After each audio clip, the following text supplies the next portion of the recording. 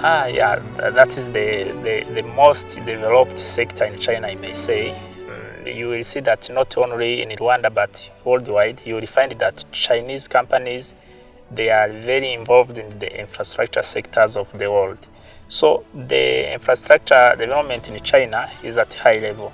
As I said before, you will see that in China, because China is a big country, which is populated, you have many people, and to go from one place to another one, of course, you need transportation infrastructures like roads, you need highways, they have trains, they have airplanes, which means that they have to develop many airports, they have rail stations, they have railways, they have roads. So the infrastructure sector of China is well developed. The construction of the houses, they have big malls, they have schools well constructed, they have apartments, because you know when you have the population which is numbering in billions and billions, you cannot say that everyone will be living scattered as probably we do here in Rwanda, but people have to be combined in agglomerations or in apartments so that they can access the primary facilities like electricity, like water.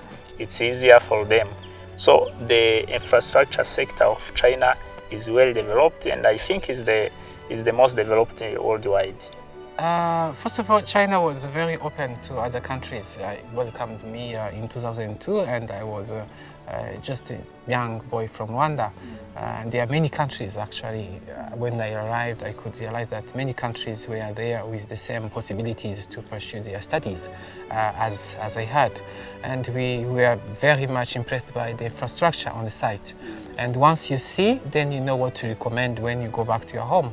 And I was very happy to see that it does not end in Beijing or in Shanghai.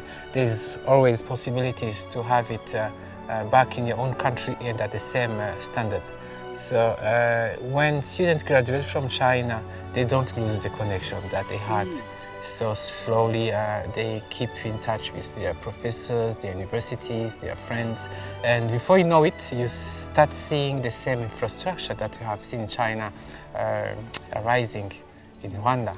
I believe in other countries also it's the same, like the same road network, the same buildings for different purposes, like hospitals, Masaka hospitals and other hospitals that are going to come in the future. Government buildings that are of state of the art, very well connected. We don't have trains, maybe. That's what we don't have yet, but I think what I have seen there, I'm gradually seeing it here as well. Yes, yes. What I know is that the China Bridge and Construction Company, I think, is one of the companies that is available here in Rwanda. It has been here for more than 30 years, I believe. They came before 1994, and they have worked on a number of road projects. And if you know, Rwanda is being rated as one of the countries that has got the best infrastructure in terms of roads.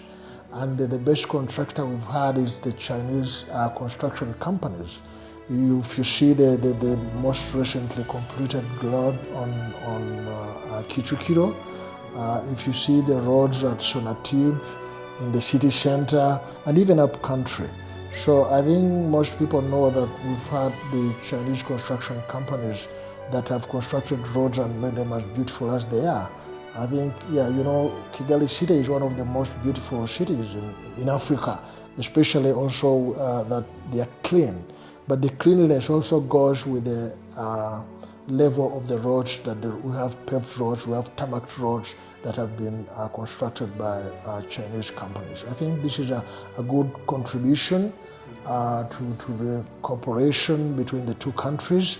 When we talk about the Belt and Road Initiative, BRI is one of the infrastructure development projects that China is doing with different countries over the world.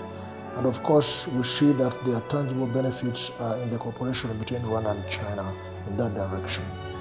Yes, in terms of infrastructure, of course, Chinese is very impressive.